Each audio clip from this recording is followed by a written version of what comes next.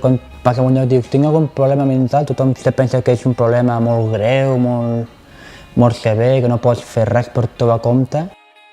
Encara em queden moltes coses que no són normals per als ulls de les altres persones. Hi ha alguna persona que se't queda mirant raro, en plan... Jo, per més que tingui problemes, continuo sent una persona de carn i ossos. Si no perquè tingui algun problema o perquè em tenen que mirar de forma rara. Jo tampoc em tracti massa bé ni massa malament, normal.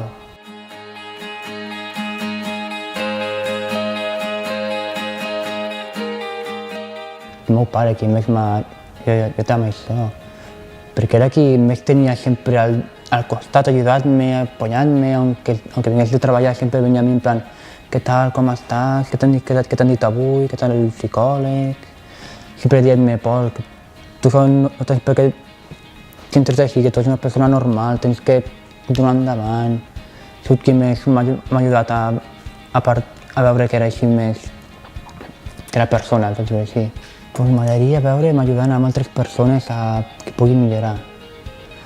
A fer veure a altres persones que el que tenen no és un avantatge, sinó que tenen que aprendre a viure amb això i continuar endavant, i que la vida sempre serà difícil i només tenim que aprendre a jugar amb la nostra dificultat i fer-la favorable.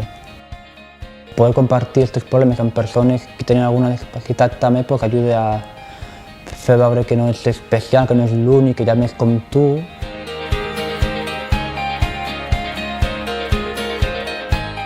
Estic fent un curs de gràfiques que vindria a ser tot el procés des de dissenyar un diari, des de maquetar un diari, fins a fer un cartell per les festes majors d'un poble, d'una ciutat, fins a fer una pàgina web.